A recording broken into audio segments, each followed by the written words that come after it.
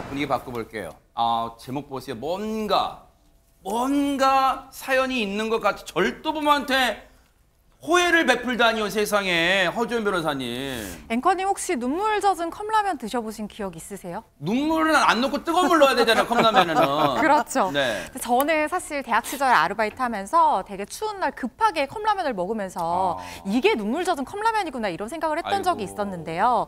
근데 제가 먹었던 컵라면은 진짜 눈물도 아니었던 그런 진짜 사연 많은 컵라면 얘기가 있습니다. 그래요? 부산에서 일어난 일인데요. 네. 영상 보면서 설명드리겠습니다. 대체 무슨 사연일까요, 네? 네, 무인점포에 들어온 한 여성, 진열대에 놓인 컵라면 2개를 검은 봉투에 넣습니다. 네. 그리고는 바로 밖으로 나가는 모습 같은데요. 그런데 계산대에 가야 되는데 계산대를 안 가고 저렇게 바로 밖으로 빠져나갑니다. 그 후로 매일같이 가게에 찾아 같은 물건을 집어가는 여성. 컵라면이 주 타겟인데 가끔은 음료수나 저렇게 과자 같은 것들도 들고 나가는 모습이 포착이 됐다고 하는데요. 결국 가게 점수가 범행을 눈치를 챘습니다. CCTV 속 여성을 절도로 신고를 했고 이 50대 여성 해당 점포 근처에 살고 있었는데 이내 절도 용의자로 체포됐다고 합니다. 아니 근데 이 여성분이 뭐 대담한 거예요? 아니 왜냐면 일단 무인점포 CCTV상의 구조를 보니까 같은 점포 같은데요. 어떻습니까? 네, 맞습니다. 지금 20일 부산진경찰서에 따르면 저 50대 여성이 이달 초부터 한 일주일 동안 지금 눈에 보이는 저 무인점포 같은 곳에서 총 16차례 절도를 했습니다. 근데 물건들을 보면 조금 전에 얘기했던 컵라면, 뭐 과자, 뭐 쌀, 음료수 같은 전부 생필품이었는데요. 16차례에 걸쳐서 훔친 저 물건들의 총합은 고작 8만 원밖에 되지 않습니다. 그래요. 그런데 일단은 어쨌든 훔친 건 훔친 거예요. 그런데 앞서 저희들이 이제 제목을 단 게 컵라면을 지금 누가 사줬다는 거 아니에요. 절도범에게 사준 컵라면? 누가 사줬다는 거예요, 전현 평론가님? 예, 다름 아니라 이 여성을 절도 용의자로 검거한 경찰이었습니다. 우리가 일반적으로 생각할 때 참 생각하기 어려운 상황인데 네. 이 용의자를 체포한 경찰이 오히려 컵라면, 마스크 이렇게 꼭 필요한 생필품을 사서 전달하게 된 사연이 지금 여러 가지 감동을 주고 있는 것이죠. 네. 아니 여기까지 들으시면은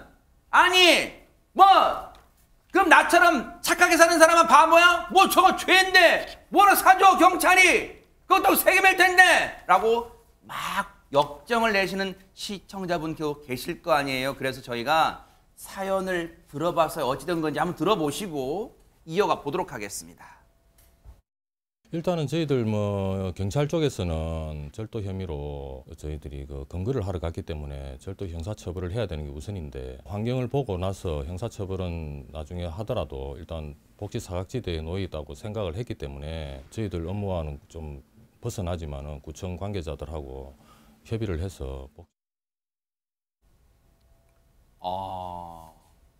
얘기 듣고 보니까 세상에 경찰분들의 마음마저 먹먹해졌다는 거 아니에요? 지금 상황을 보고. 예, 저 용의자가 50대 여성인데 지금 60대 남편하고 함께 생활하고 있다고 합니다. 그런데 생활하는 곳이 1.5평 정도 되는 고시원의 복도에서 생활하고 있다고 합니다. 복도에 어떤 공간이 있는 것 같습니다. 그런데 거기가 최근에 이렇게 한파가 불어닥치는데도 난방이 안 된다고 합니다. 그런 곳에서 생활하면서 이 두 분이 지병이 있어서 스스로 어떤 식사를 만든다거나 이런 거는 못한다고 하는데 최근에 12월 달에 이분들이 뭐 월세, 통신비 이런 걸 다 납부하고 나서 돈이 없어가지고 음식을 사 먹을 수가 없었다는 거예요. 그래서 그만 이 컵라면 같은 것을 훔쳐서 끼니를 해결했다고 하는 것이고 결국 16차례에 걸쳐서 총 8만 원어치 상당의 음식류를 훔쳤다고 합니다. 세상에 1.5평이면요, 여러분. 1.5평이면 이제 저들 부부잖아요, 부부 중에 이제 한 분만 그 1.5평 된 몸 한 명, 성인 몸 한 명 누일 공간이에요. 거기에 계시고 나머지 한 분만 복도, 난방도 안 되는 복도에서 그냥 혼입을 덮고 추위를 견디신 거예요. 그렇게 지내는 분입니다. 그런데 여기까지 들으셔도 아무리 그래도 죄는 죄지. 이거 다 용서만 하는 게 능사인가 하실 텐데 앞서 훔친 물건 그 품목 보셨죠?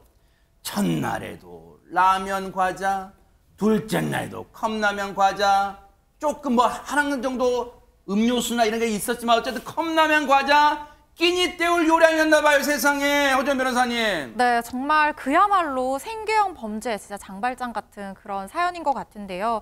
사실 죄는 나쁘지만 참 이 부부에는 어떻게 보면은 진짜 복지 사각지대에서 범죄에 내몰렸다는 그런 표현이 좀 맞을지도 모르겠다는 생각도 듭니다.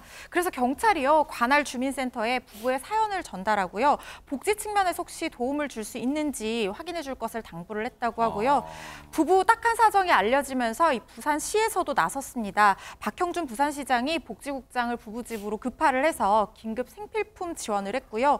영구 임대주택처럼 부부가 편하게 거주할 수 있는 시설을 확보할 수 있는지 검토하도록 지시한 것으로 알려졌는데, 그렇지만 우리가 또 짚고 넘어가야 되는 것은 이 편의점 주인 입장에서는 소액이긴 하지만 어쨌든 피해를 본 건 맞아요. 그래서 경찰도 일단 절도 피해가 발생한 만큼 용의자의 절도 혐의에 대한 사법 처리는 절차대로 진행할 방침이라고 밝혔습니다.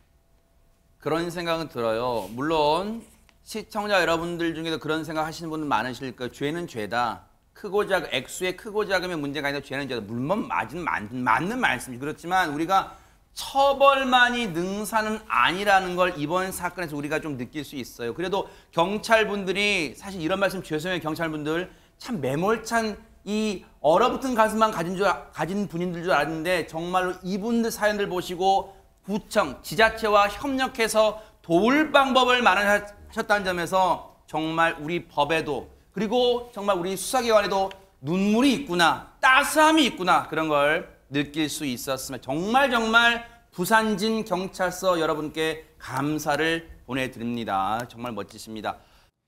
보고 계십니까? 대박 사건. 네, 안녕하십니까? 김명준입니다.